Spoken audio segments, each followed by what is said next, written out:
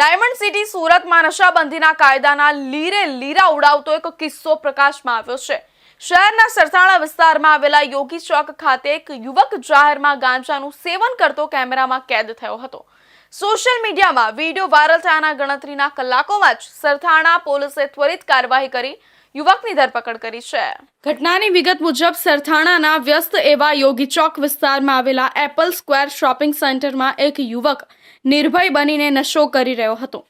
આ યુવક ખુલ્લેઆમ રોલિંગ પેપરમાં ગાંજો ભરી રહ્યો હતો અને ત્યારબાદ ત્યાં જ તેનું સેવન પણ કર્યું હતું। આ દ્રશ્યો ત્યાં હાજર કોઈ વ્યક્તિએ પોતાના મોબાઈલમાં કેદ કરી લીધા હતા।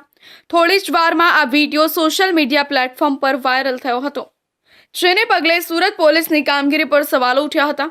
જોકે વિડીયો નજરે પડતા જ સરથાણા પોલીસ હરકતમાં આવી હતી અને ટેકનિકલ સર્વેલન્સની મદદથી યુવકને દબોચી લીધો હતો।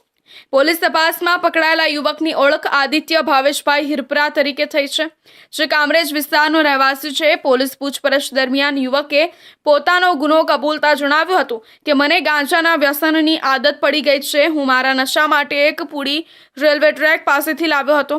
હું કોઈ વેચાણ કરતો નથી કે અન્ય કોઈને આ માર્ગે દોરતો નથી। મેં માત્ર મારા પોતાના વ્યસન માટે આ કર્યું હતું। મારી ભૂલ, આ બદલ હું માફી માંગુ છું। વિડીયો વાયરલ થયેલો હતો ગાંજાના સેવનનો, જે યોગી ચોક વિસ્તારનો હતો।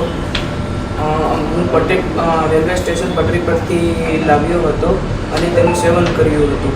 પણ હું તમારા બધાથી માફી માંગુ છું અને આ વિડીયોના લીધે જે પણ પોલીસ કર્મચારીઓથી કાર્યવાહી ઇલીગલ એક્શન મારા પર લેવાઈ ગઈ છે અને હવેથી આવું નહીં કરું એ હું તમને ખાતરી આપું છું।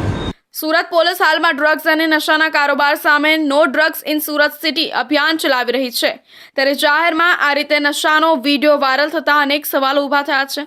સરથાણા પોલીસે યુવક વિરુદ્ધ કાયદેસરની કાર્યવાહી હાથ ધરી છે અને તે ગાંજો ક્યાંથી લાવ્યો તે દિશામાં પણ વધુ તપાસ શરૂ કરી છે। તો આ હતા અત્યાર સુધીના મહત્વના સમાચાર। વધુ સમાચાર માટે જોતા રહેજો ઇન્ડિયા ન્યૂઝ ગુજરાત।